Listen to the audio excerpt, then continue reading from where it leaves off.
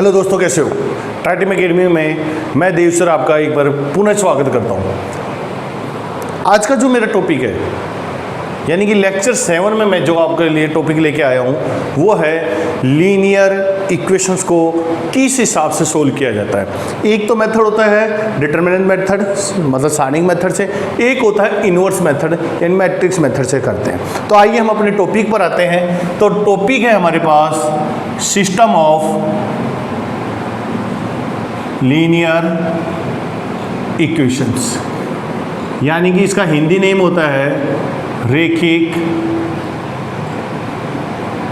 समीकरण निकाय। ठीक है, देखिए इसको हल कैसे किया जाएगा, कैसे सोल्व किया जाएगा। हमारे पास इक्वेशन होती है a11x a12y a13z equal to b1, a21x a22y a23z equal to b2, a31x a32y और a33z इक्वल टू b3 होता है। इसको सोल्व करने के हमारे पास दो मेथड है। फर्स्ट मेथड तो है मैट्रिक्स मेथड। मैट्रिक्स मेथड से इसे किस टाइप से सोल्व किया जाता है, देखिए सबसे पहले तो दी गई इक्वेशंस को इस फॉर्म में लिख लेंगे। a11 a21 a31 a12 a22 a32 a13 a23 a33 और उसके बाद कॉलम में x y z को लिख लिया जाता है और हमारे पास आ जाता है b1 b2 b3। ठीक है, उसके बाद हमें क्या करना पड़ेगा, लेट करना पड़ेगा इसको a capital X equal to b, x equal to a inverse b, और a इनवर्स क्या होता है adjoint a dot b upon a। ये आपको ध्यान रखना है। ए इनवर्स होता है एडजॉइंट ए अपॉन डिटरमिनेंट, जैसे कि मैंने आपको लेक्चर नंबर 6 में बता दिया था। डॉट बी, इसको डॉट करेंगे, लेकिन यहाँ से हमारे पास कुछ पॉइंट्स बनते हैं। और पहला पॉइंट क्या बनता है कि देखिए ऐसा भी तो हो सकता है इफ डेल्टा जी वो ए का डिटरमिनेंट की वैल्यू 0 ना हो, then equation has unique solution, मतलब इक्वेशन का अद्वितीय हल होगा।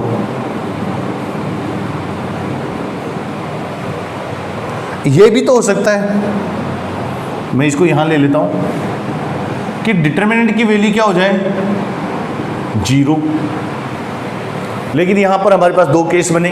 कौन सा कि एडजॉइंट ए डॉट बी 0 हो जाए या एडजॉइंट ए डॉट बी 0 ना हो।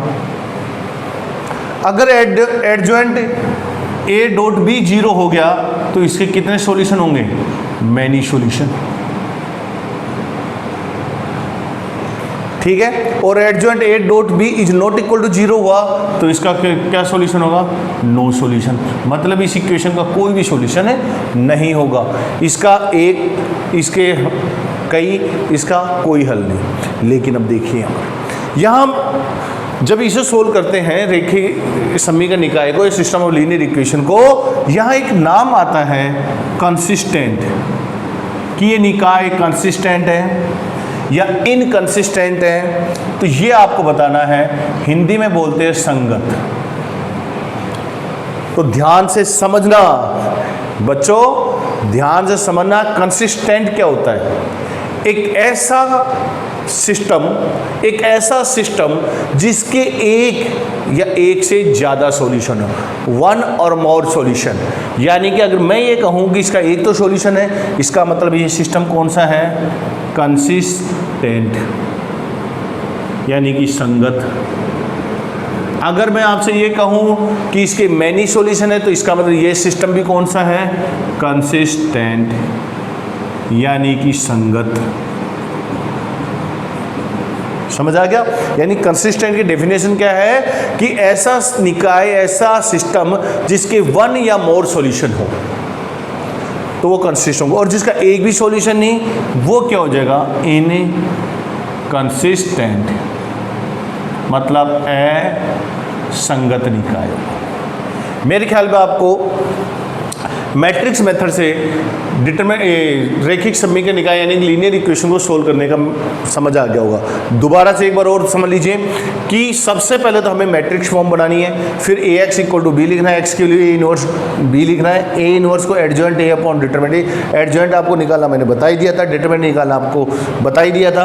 अब यहाँ क्वेश्चन बनता है कि डिटरमिनेंट की वैल्यू 0 भी तो हो सकती है, तो 0 हो सकती है वो केस आ गया, और 0 नहीं हो तो ये रहा। तो 0 नहीं है तो यूनिक सॉल्यूशन है, यानी कि कंसिस्टेंट होगा, सिस्टम संगत होगा, और 0 है तो इसमें भी दो ही केस बने। दो केस बने तो एडजॉइंट A डॉट बी भी 0 हो सकता है और एडजॉइंट A डॉट बी 0 ना भी हो। अगर एडजॉइंट A डॉट बी 0 है तो इसके मैनी सॉल्यूशन होगा, और मैनी सॉल्यूशन है तो सिस्टम कंसिस्टेंट होगा।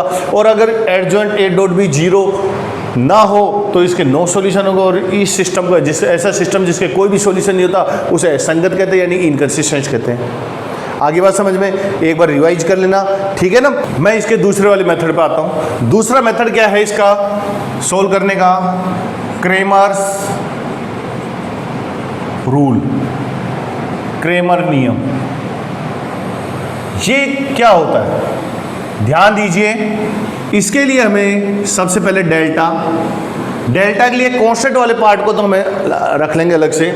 तो A11, A12, A13, A21, A22, A23, A31, A32, A33, delta आ गया। आप लिखेंगे डेल्टा x या डेल्टा 1। इसका मतलब होता है कि x वाला जो पार्ट है, x वाला जो कॉलम था इसमें, उसकी जगह में वो कांस्टेंट वाला कॉलम लिखना है B1, B2, B3, A12, A22, A32, A13, A23, A33। अगर मैं डेल्टा y की वैल्यू पूछूं तो ये डेल्टा 2 भी होता है। इसमें क्या होगा, ये जो सेकंड कॉलम है इसको हटा देंगे, इसकी जगह वो कांस्टेंट वाली टर्म लिख देंगे A11, A21, A31, B1, B2, B3, A13, A23, A33। और ऐसे ही अगर मैं डेल्टा z पूछूं यानी कि डेल्टा 3, तो इसकी वैल्यू भी हमारे पास क्या आ जाएगी A11, मतलब इस वाले पार्ट को हटा देंगे A21, A31, A12, A22, A32, B1, B2, B3, यह आपको लेना है। यानी क्रेमर्स रूल के लिए आपको इस डेल्टा फॉर्म में डिटरमिनेंट फॉर्म बनानी पड़ेगी। डेल्टा 1, डेल्टा 2, डेल्टा 3 निकालने के बाद हमारे पास आता है x की वैल्यू। x की वैल्यू होगी डेल्टा 1 अपॉन डेल्टा, y की वैल्यू होगी डेल्टा 2 अपॉन डेल्टा, और z की वैल्यू होगी डेल्टा 3 अपॉन डेल्टा। अपॉन में डेल्टा दिखाई देते हैं। मेरे पास फिर पॉइंट बने कौन कौन से कि इफ डेल्टा 0 ना हो तो सिस्टम होगा यूनिक सॉल्यूशन, यूनिक सॉल्यूशन होगा, अद्वितीय हल। बात करें कि अगर डेल्टा 0 हो जाए तो इसमें दो केस बने। पहला कि डेल्टा 1, डेल्टा 2 और डेल्टा 3 ये भी 0 हो जाए, और डेल्टा 1, डेल्टा 2, डेल्टा 3 इनमें से कम एक, एटलीस्ट 1, कम से कम एक अशून्य हो, 0 ना हो। इनमें से कोई सा भी एक 0 ना हुआ तो अगर ये सारे 0 है तो इसके मैनी सॉल्यूशन होंगे, अनंत हल, और इसके नो सॉल्यूशन होगा। ध्यान दीजिए, इनमें से कम एक 0, एटलीस्ट 1 इज 0, कम से कम एक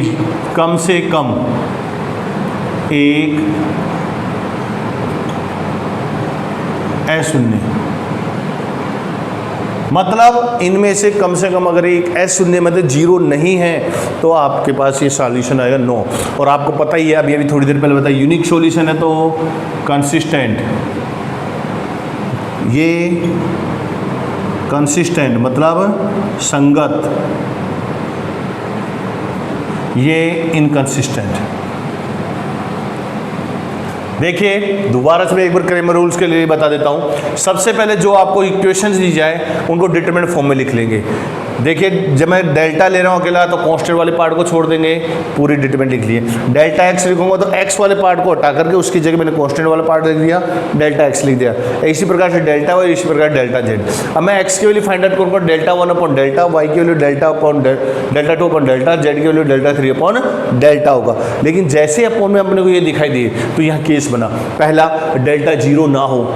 अगर डेल्टा जीरो नहीं हुआ तो सिस्टम का कोई ना कोई तो सोल्यूशन होगा ही, ठीक है ना। सिस्टम का जब कोई ना कोई सोल्यूशन है तो सिस्टम कंसिस्टेंट होगा, यानी सिस्टम संगत है, कंसिस्टेंट सिस्टम है। अगर डेल्टा जीरो हो गया तो यहां दो केस बने। पहला केस कि delta one, delta two, delta three अगर तीनों जीरो हो जाए, मतलब जब आपने इसको सोल्व किया ये तीनों की तीनों जीरो आ गई और ये भी जीरो आ गई तो सॉल्यूशन होंगे मैनी सॉल्यूशन, यानी सिस्टम होगा कंसिस्टेंट मतलब संगत। लेकिन अगर delta one, delta two, delta three में से कोई सा भी एक ऐसा हो जो जीरो ना हो तो ये सिस्टम होगा इनकंसिस्टेंट, यानी कि इसका कोई भी सॉल्यूशन नहीं होगा। ठीक है, यहां मैंने लीनियर इक्वेशन के लिए आपको दो रूल बता दिए, एक तो मैट्रिक्स मेथड से सोल्व करना बता दिया और एक क्रेमर रूल से। पेपर में सोल्व करने का तरीका ये नहीं आएगा कि आप एक्स की वैल्यू फाइंड आउट करो ऑब्जेक्टिव में, सब्जेक्टिव में जरूर पूछा जाएगा। जैसे सीबीएसई बोर्ड में बात करें तो मैट्रिक्स मेथड है, राजस्थान बोर्ड में बात करें तो दोनों मेथड है, क्रेमर रूल से ज्यादातर पूछा जाता है। लेकिन कंपटीशन में अगर आपसे पूछा जाएगा तो वो ऐसे पूछेगा many solution, unique solution, no solution, consistent कौन सा है, इनकंसिस्टेंट कौन सा है, तो इस प्रकार से आपको आंसर देने हैं। ठीक है ना, ध्यान से समझ लिया। आइए आगे हम बात करते हैं एक ऐसी इक्वेशंस जो काफी बार पूछी जाती हैं, कई बार आती है, बच्चे कई बार क्वेश्चन भी मेरे सामने पुट करते हैं कि सर होमोजीनियस इक्वेशन क्या होती है, समघात रेखिक समीकरण, होमोजीनियस लीनियर इक्वेशंस क्या होती है। तो देखिए होमोजीनियस लीनियर इक्वेशंस बहुत सिंपल है, ज़्यादा कहीं कंफ्यूज होने की जरूरत नहीं है। a11x, a12y, a13z 0, a21x, a22y, a23z equal to 0, a31x, a32y, a33z। Question ये भी बनता है कि यार दो ऑर्डर की, बिल्कुल 2 into 2 ऑर्डर की भी ले सकते हो, कोई जरूरत नहीं एक्स और वाई में भी। लेकिन हमारे पास है तीनों इक्वेशन, ऐसी इक्वेशन जहां कांस्टेंट जीरो हो, यानी कि b1, b2, b3 की वैल्यू जीरो हो जाए, it's called a homogeneous equation, समघात रेखिक समीकरण, समघात रेखिक समीकरण ये कहलाएगी। तो समघात रेखिक समीकरण होती है। अब इसे सोल्व करें, सोल्व करेंगे तो सीधी सी बात है डेल्टा, डेल्टा क्या आएगा, ये यस या नो, आ रही बात समझ में। अगर मैं अब आपसे पूछूं डेल्टा एक्स, अब आप देखोगे तो डेल्टा एक्स, डेल्टा वाई और डेल्टा जेड, क्योंकि ये जीरो कांस्टेंट में आएगा भाई, पहले एक्स वाला पार्ट इधर आ गया, फिर वाई वाले पार्ट में आएगा, फिर जेड वाले में, तो ये तो सारी की सारी वैल्यू वैसे भी क्या हो जाएगी, जीरो। यानी कि इस होमोजीनियस को भी सोल्व करने के दो मेथड हो गए, दो मेथड नहीं मतलब इसके दो पॉइंट आएंगे हमारे पास। कैसे, एक्स की वैल्यू निकालेंगे तो delta X upon delta, Y की वैल्यू क्या होगी डेल्टा वाई अपॉन डेल्टा, और जेड की वैल्यू क्या होगी डेल्टा जेड अपॉन डेल्टा। अब सुनिए एक्स वाई जेड की वैल्यू ये तो कंफर्म हो गया कि जीरो भी आएगी, लेकिन कब, इफ अगर डेल्टा जीरो ना हो तो सीधी सी बात है एक्स वाई जेड तीनों के तीनों क्या हो जाएंगे, जीरो।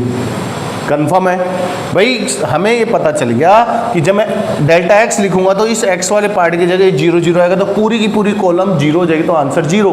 डेल्टा एक्स भी जीरो आएगा, डेल्टा वाई भी जीरो आएगा और डेल्टा जेड भी जीरो आएगा, तो एक्स वाई जेड की वैल्यू 100% जीरो आएगी।